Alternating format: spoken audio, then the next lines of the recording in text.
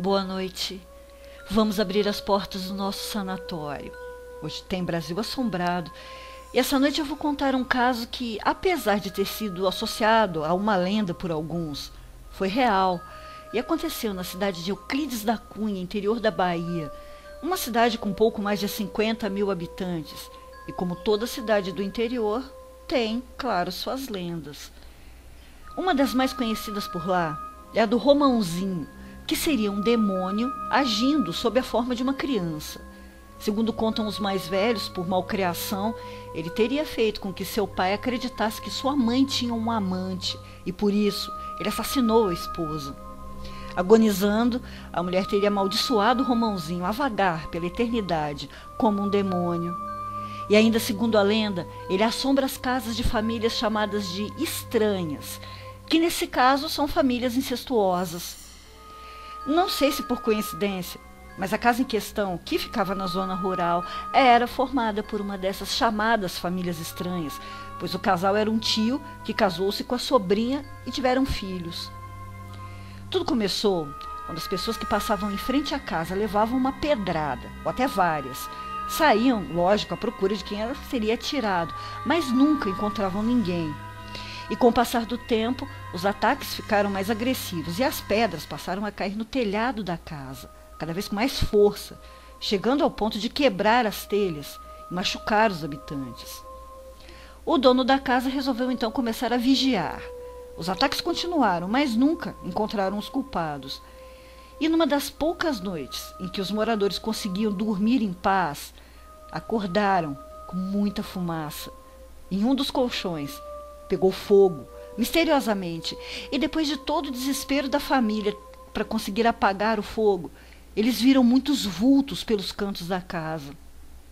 E agora, além das pedradas, os incêndios também eram frequentes e acabaram com tudo que havia em casa, e os moradores ficaram só com a roupa do corpo. Com muito medo, eles resolveram pedir ajuda e, logicamente, foram atrás do padre.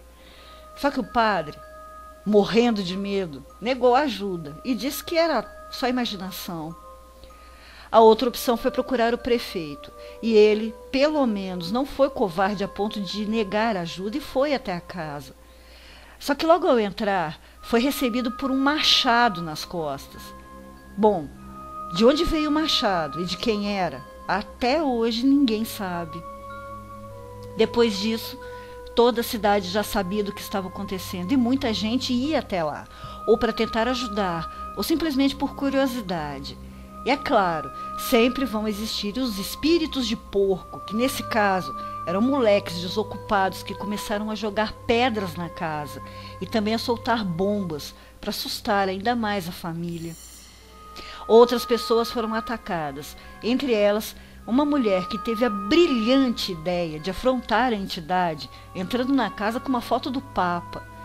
Tão logo colocou os pés para dentro, já levou 2 pedradas na cabeça. Saiu de lá ensanguentada e carregada. Outro, acreditando que a entidade era o tal Romãozinho, entrou na casa com uma espingarda. Também foi recebido com uma pedrada das grandes. Chegou a desmaiar. Depois de recuperado e ainda empenhado em ajudar a família, o prefeito pediu ajuda ao parapsicólogo Clóvis Nunes, que após uma investigação disse que se tratava de um caso genuíno de fenômeno poltergeist. Aconselhou então que a família mudasse imediatamente, e foi o que fizeram. Só que eles construíram uma casa no mesmo terreno da outra. Mas a paz durou muito pouco. Alguns dias depois, os colchões voltaram a pegar fogo, assim como voltaram as pedradas e os vultos. Geralmente, o poltergeist não é como as assombrações ou fantasmas, que se apegam a um lugar ou a uma situação. Eles se apegam e usam a energia de crianças ou adolescentes, que carregam o dom da paranormalidade. E foi aí que o dono da casa contou que seu filho mais novo, de 13 anos na época, tinha mania de falar sozinho e dizer que ouvia vozes que vinham de todos os lados. Então o parapsicólogo matou a charada. A família foi atrás de ajuda espiritual, procurou um centro espírita. Por um bom tempo, não surgiu mais nenhuma informação sobre o caso. Um fato estranho é que no ano de 1998, ou seja, 2 anos após o ocorrido, A primeira casa, que foi abandonada, ainda permanecia vazia, mas uma árvore estava crescendo bem no meio dela. E um tempo depois surgiu outra explicação para os fenômenos. Algumas pessoas atribuíram a atividade paranormal do lugar ao fato de que no passado, exatamente onde está situada a cidade de Euclides da Cunha, ocorreu a Guerra de Canudos, que, como todos sabem, foi uma das mais sangrentas da história do Brasil. E, segundo dizem, as almas dos combatentes mortos continuam ali, em constante sofrimento. E, coincidência ou não, esse caso aconteceu no ano do centenário da guerra. Ainda não se sabe o que aconteceu com a família, porque não teve mais nenhuma notícia, nem nenhum relato. E tudo que a gente espera é que tudo tenha se resolvido.